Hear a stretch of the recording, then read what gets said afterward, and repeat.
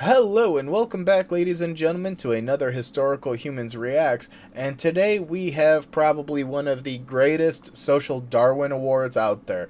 A man who is so dumb, he managed to not only capture a 4,400 pound fine, but also receive 2 year suspended sentence because he filmed himself defacing a 4,500-year-old monument and ruining the site. Now, personally, I find the fine to be about 100 pounds light on account of the fact that he should have been getting 100 pounds for every 100 years he destroyed. But hey, yeah. So, a man in place with so few vowels it shouldn't count as a word. Out in Wales of Great Britain, Mm-hmm. uh, basically dug up this stone.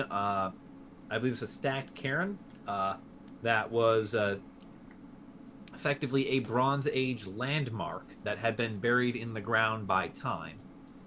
And when he dug it up, he filmed himself doing it because he felt he could, and Yeah. then posted that video publicly, which is the basis of most of the prosecution in this case.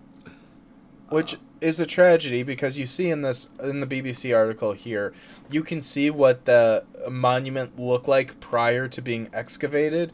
I mean, you could see the beautiful cup marks that they actually reference in here. And then you see the image above where it is like fully torn out and like removed from its original context, which is what archaeologists freak out the most about. yeah.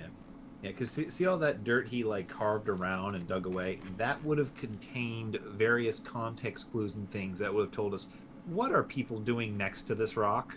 Yeah, any sort of materials, any sort of artifacts. I mean, the items would still be in that back dirt. However, you lose the depth. So we're not able to build a chronology. We're not able to see if maybe the artifacts are contemporaneous with the monument. Um, Beyond just the fact that he removed two parts of the stone that were on top of each other that were stacked as a part of the cairn, like it Yeah, just the blatant disregard for history and historical monuments is honestly appalling. yeah, Because we talk about how fossil fuels are a limited resource, cultural resources are even more limited, even more rare, and you've got even more people trying to get it out of the ground and trying to get rid of it. yeah. Now, the one good thing that does come out of this is the court's ruling. As the this court case is the first one that was ever submitted under Section 28 of the Ancient Monuments and Archaeological Areas Act of 1979. So it is the first time this sort of archaeological protection law has been put to the test in the courts, and it has, by virtue of being upheld, given the law legal precedent for matters of punishing and deterring further incidents and future individuals, because that is always the most dangerous state of a law is when it first goes to court. That's where it can really get declared, especially in the US, it can get pushed up to the Supreme Court and be declared unconstitutional.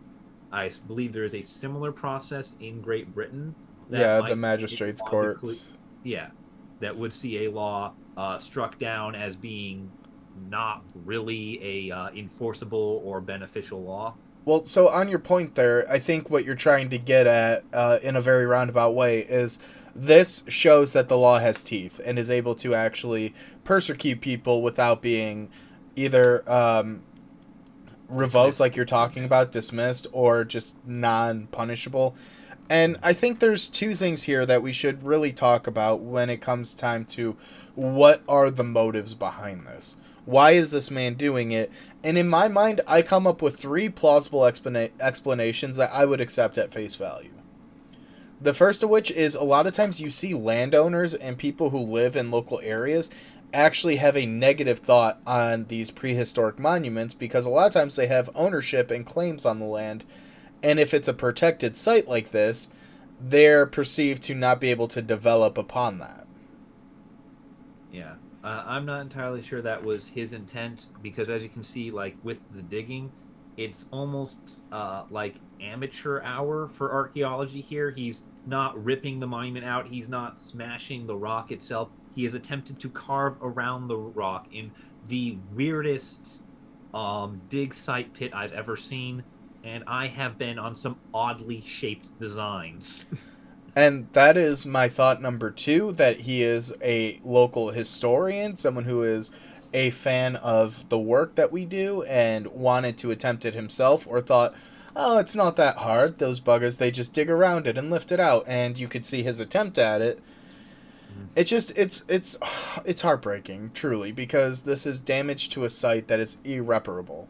They can stack the Sorry, no, you can keep going.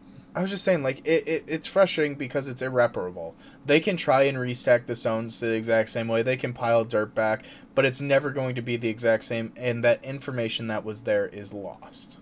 Yeah, and my favorite part of the gore here, just the personal touch to it that really seals it to me as something absolutely stupid and horrible, is if we look at what would become the backfill if we were to, relay this site. The dirt he's excavated is scattered in every which direction, up to and including being thrown, as you can see in the upper right of the photo, several feet from the hole.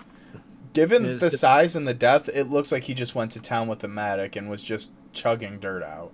Yeah, and it's just going out in the in whatever direction is nearest to him at the moment. And here's a difference between adds to it. And this is where the difference between amateur archaeologists and legitimate archaeologists come through is, one, we would have what's called depth control. So most excavations, we only take down 5 to 10 centimeters at a time, which is only about that much. And in that, we screen the dirt, so it's not just laying out on the ground. We try and see if there's anything in the dirt, and we also lay tarps both next to the unit and underneath the dirt that we're screening, so we can put the dirt back where we found it, and also it doesn't get scattered around like that. Yeah, and not to mention, we are, of course, always moving dirt towards the same side every single time. We are not, going around and saying, well, I'm on the east side of the monument, so the dirt's flying east. I'm on the south, so it's flying south. It's just, there's no attempt at consistency or consideration. This man is very much an amateur enthusiast at best. I think he's more of a casual, curious person.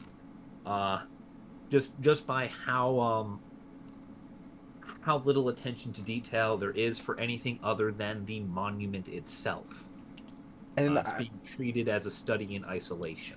I also just want to get on a small soapbox for a few seconds here and basically just say this is where a lot of fringe conspiracy theories can have real damage, because people will come up with theories as to the purpose of this stone, and then you'll get people on the far ends of the spectrum that are going to say, well, I need to go see, I need to validate with my own eyes, and they go and just damage stuff over what is effectively false information. It's fake news. Yeah, and it just, the damages here, it can't be undone. Hopefully this event, the law getting its teeth shown, us talking about it being in the news, is a deterrent for future individuals, for future hopefuls like we believe this man here to be, who were just being curious and trying, because when it's not malicious, it's actually the worst, because that means the perpetrator is someone who could have stopped themselves, who could have known better. When it is malicious, you can only hope to punish them after the fact. They were always going to do something malicious. And the only last thing I'm going to leave off with, because I think we should end it soon, is if you are interested and you do want to try and go on an actual excavation, just look at local areas near you, local community colleges, local universities. There are thousands of volunteer opportunities where, as long as you're willing to get dirty, places will take your free labor and they will teach you what they know. Yeah, please contact a professional. Yeah, thank you guys for watching. We'll see you in the next one. Please don't deface any prehistoric monuments.